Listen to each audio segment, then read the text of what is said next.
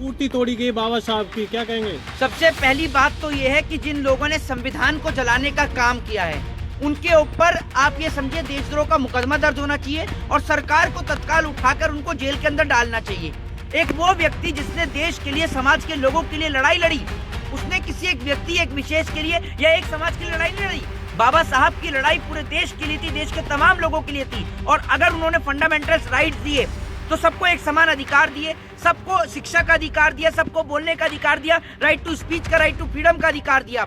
वो व्यक्ति जिसने अपने परिवार को खो दिया, अपने बच्चों को खो दिया। बाबा साहब भीमराव अंबेडकर के 4 बच्चों का निधन हो गया था, उनकी वाइफ की डेथ हो गई, लेकिन उसके बाद भी उन्होंने लड़ाई को लड़ना बंद नहीं किया। एक बार जब बाबा साहब भीमराव अंबेडकर बड़ौदा के जो है वो संभाजी पार्क में बैठे हुए थे तो वहां पर एक पत्रकार रात को उनसे मिलने के लिए आता है और रात के तकरीबन 2 बज रहे होते हैं। तो बाबा साहब अंबेडकर से आकर कहता है कि आप अभी तक सोए नहीं। तो बाबा साहब अंबेडकर पढ़ रहे होते हैं, तो वो कहते हैं कि आप अभी तक सोए नहीं, आप तो अभी भी पढ़ रहे हैं। तो वो ये कहते हैं कि मैं कैसे सो सकता हूँ, जब तक मेरा समाज सोया हुआ है तो मुझे तो जागना पड़ेगा। अब वो उन्होंने जो लड़ाई लड़ी, जब विदेश से वो पढ़कर आए थे, जब पढ़ के आने के बाद उन्होंने देखा कि यहाँ पर उनके साथ इतना भेदभाव हो रहा है, तो उनकी जाति के, उनके समाज के लोगों के साथ में किस तरीके का अत्याचार होता होगा, जिसके खिलाफ उन्होंने लड़ाई लड़ी।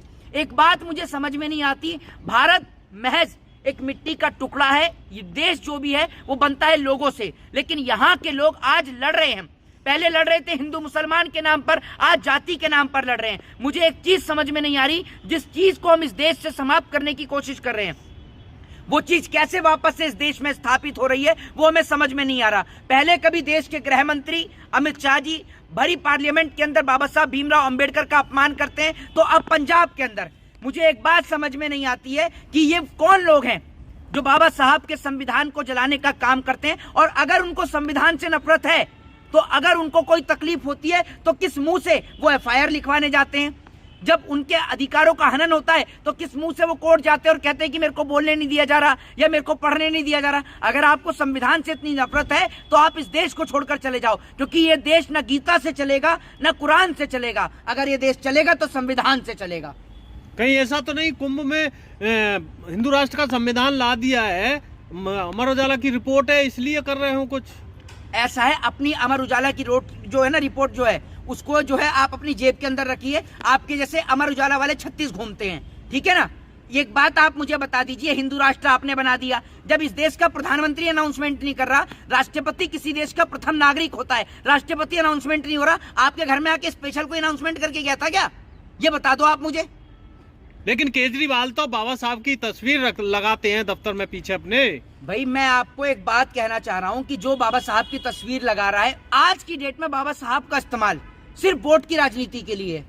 बाबा साहब भीमराव अंबेडकर हो, राजगुरु हो, सुखदेव हो, भगत सिंह हो, सिर्फ इनका इस्तेमाल सिर्फ वोट बैंक की राजनीति के लिए। एक बात आप मुझे बताइए, ऐसे तो प्रधानमंत्री नरेंद्र मोदी जी जो विदेश के मुसलमानों को गले लगाते हैं, बीजेपी की तरफ से अजमेर की दरगाह शरीफ में चादर भी जाती है, लेकिन हमारे देश के मुसलमानों से किस तरीके की नफरत करते हैं पूरा देश देख रहा है।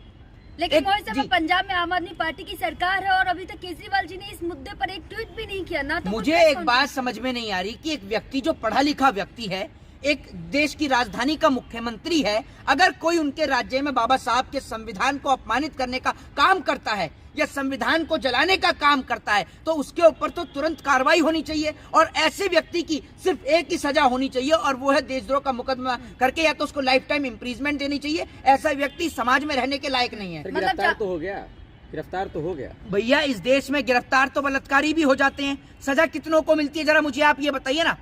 आप एक बात मुझे बताइए, जिससे पूरा देश चल रहा है, जिस संविधान की बदौलत पूरा देश चल रहा है, आप उस संविधान की तौहीन कर रहे हैं। वो व्यक्ति अंबेडकर, आप क्या जानते हैं अंबेडकर के बारे में? भाई मुझे आप ये बताइए ना, जिस व्यक्ति ने जब यूएसए में पढ़ाई करी, अमेरिका में पढ़ाई करी, उस आज भी उस पिलो को, उस तकिए को, उस कमरे को सहेज कर रखा है। इंडियन गवर्नमेंट को नहीं देती वो अमेरिका की गवर्नमेंट, और वो ऐसे व्यक्ति को सैल्यूट करती है। और आप एक बात मुझे बताइए, बाबा साहब भीमराव अंबेडकर आज भी जिनका नाम विश्वविद्यालयों की यूनिवर्सिटियों पर लिखा जाता है, जिनका नाम आज भी कोलंबिया में आप चले जाएं तो बाबा साहब की तस्वीर वहां पर लगी हुई है। बता दीजिए कौन सा भाजपा का अनपढ़ गवार नेता है जिसकी फोटो लग रही हो? लेकिन जब अमित शाह ने कहा था अंबेडकर अंबेडकर, तो केजरीवाल सड़कों पर आ गए थे। भाई साहब मेरी बात सुन लीजिए, अमित शाह जी के सवाल का भी जवाब दे देते हैं।